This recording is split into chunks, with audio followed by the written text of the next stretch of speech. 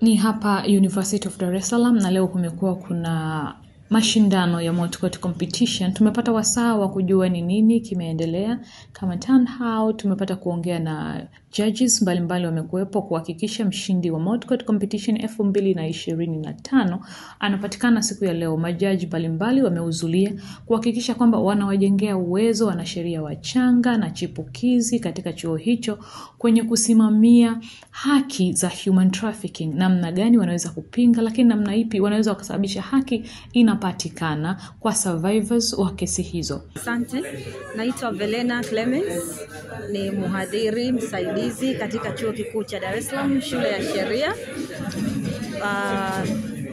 Ni mwalimu pia wa criminal law and procedure, na pia ni mwalimu wa sheria ya ushahidi, sheria ya wafanyakazi na sheria nyingine tofauti. Asante sana. Naomba tu nikuulize kuhusiana na Moot Court kwa sababu imekuwa sana ikilenga masuala ya human trafficking, usafirishaji wa binadamu. Elimu ambayo inapatikana hapa, wewe kama mwaziri, unahisi inaweza ikatupatia wanasheria mahususi ambao watakuwa wakipambania hizi haki au watasababisha watuhumiwa washikwe? Naam, kwa sababu hapa sisi tunafundisha sheria ni criminal law ambayo ni sheria ya jinai. Pia tunafundisha sheria mbalimbali ambazo zinamjengea mwanafunzi uwezo wa yeye kuweza kutambua pale offense, kosa la kijinai linapokuwa limefanyika. Kwa hiyo inamjengea mwanafunzi uwezo pia wa kuweza kusaidia jamii katika makosa tofauti ikiwemo makosa ya human trafficking.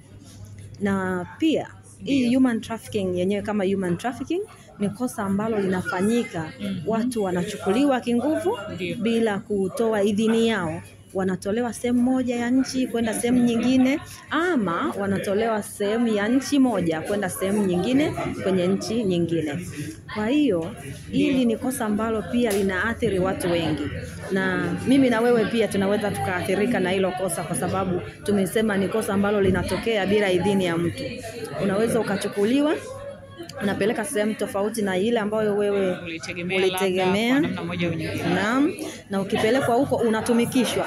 Kwa hiyo kwenye kutumikishwa huko unakuwa hauna control ya uhuru wako kama binadamu. Kwa hiyo wanafunzi wetu tunawajengea uwezo wa kuweza kutambua makosa hayo yanapotokea na namna gani ya kuweza kuyafuatilia, na pia kama ikitokea wakawa ni mawakili ambao tunategemea kwamba wanafunzi wetu watakuwa mawakili, watakuwa mahakimu, watakuwa majaji, lakini pia wanaweza kuwa kwenye organizations ambazo zinatetea watu ambao wanakuwa trafficked. Kwa hiyo pia hiyo itawasaidia wenyewe katika kazi zao, lakini pia itasaidia wao kuweza kuisaidia jamii yetu na dunia kwa ujumla. Well, human trafficking affects vulnerable people anywhere in the world. So human trafficking is an international problem, a problem which the world has only woken up to maybe the last decade or so. It affects us in the UK, it affects us in Europe, and affects Tanzania and all your neighboring countries. It also affects not just going across borders, it'll affect you within countries. Okay, yeah, what I want to know is the situation of how you deal with human trafficking in your countries. Yeah. And how are you dealing with human trafficking in your countries? Is it like ours, or is it? It's different.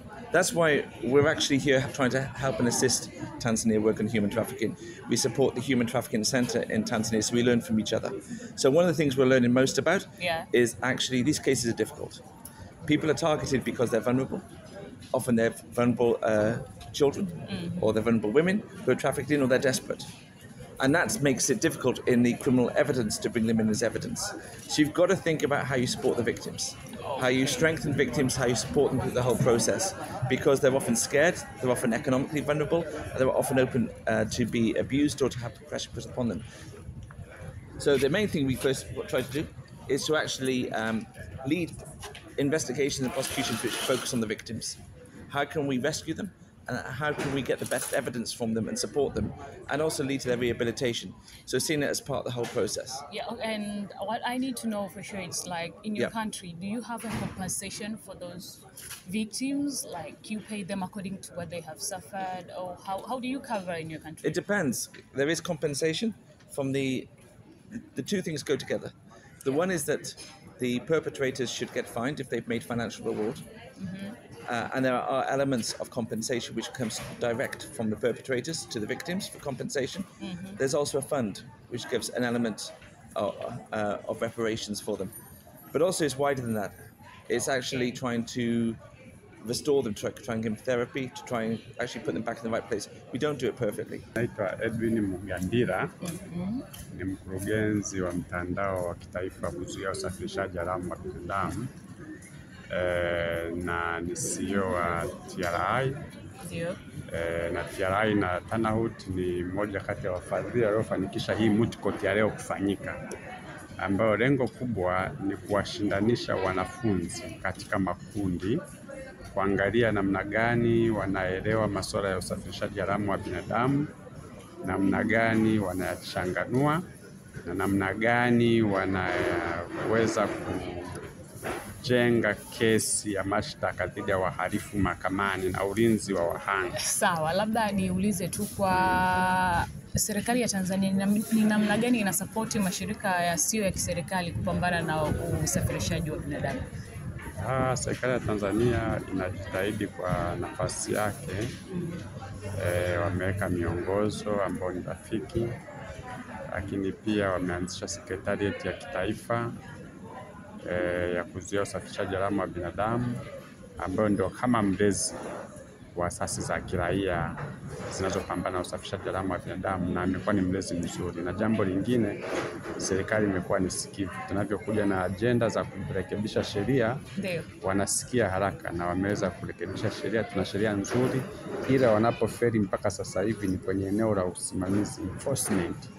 Hivyo tunaendelea kuengage, kushirikiana na mamlaka za serikali kuwajengea uwezo wa wasimamizi wa sheria, mapolisi, waendesha mashtaka, mahakimu, kuhakikisha kwamba sheria inatekelezwa, wahalifu wanafikishwa mahakamani na wanaadhibiwa, na walinzi na wahanga wanapewa ulinzi unaostahili kisheria. Asante sana, nikushukuru kwa kuwa mmoja wa wadhamini wa hii moot court, lakini pia umesema mna sheria iko vizuri, lakini shida ni enforcers of law implementation.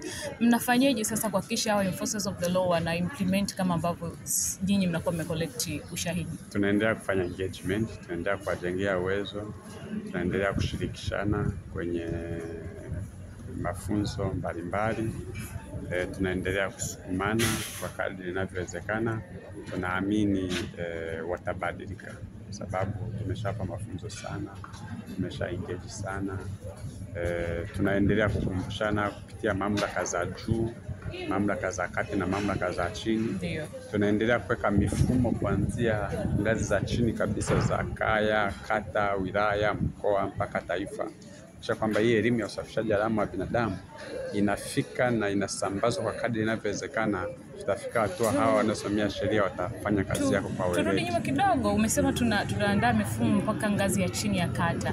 Tayari mmekwisha kutekeleza hata mradi mmoja kwenye ngazi ya kata ambayo itaweka mfumo? Tuna miradi inaendelea.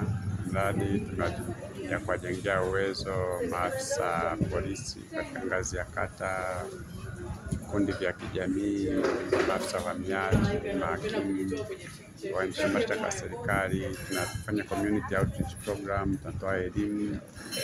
Kwa hiyo kupitia afua hizo tunaamini na nafikiri pia kwa sababu wanasema mabadiliko sio overnight process, sio siku moja. Kwa hiyo tunapoendelea yatazidi kukamilika. Basi nikushukuru kwa muda wako na asante sana kwa kufanya tu hapa siku ya leo. Asante sana. Please tell us about your name and how you feel about the competition and everything. My name is Gwen Ngaragu. The competition was good. It was something new because we are first years, so it was a one-of-a-kind experience. It was a bit challenging because the judges were intimidating, especially when they tell you this point is not there. You're like, oh, okay. But it was something that would really help. I would encourage a lot of people to do it. To take a stand and just take that opportunity, even though you might not win necessarily, but it's for the experience. It really helps.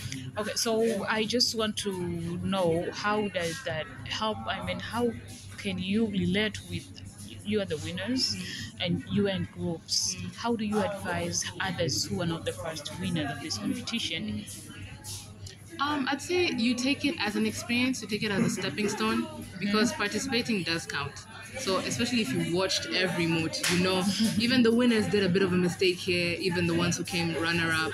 So it's more of a learning experience. So you even emerge better than the winners now when you come in the next competition. Yeah, this question, I know it's out, but it is in. If you were not the winner, what would you feel like? Well, there's a bit of disappointment because like I really wanted the trophy. Thank you for being honest. Like I really wanted the trophy. Yeah. But I also came into the competition to get the experience because you're going against like third year, second year winners. Yeah. So it was a bit intimidating, but I came here being like, even if I don't win, I came for I came for the opportunity, for the experience. Yeah, so you come. Yeah, I think that the spirit everyone should It have. is the spirit, yeah. Okay, thank you.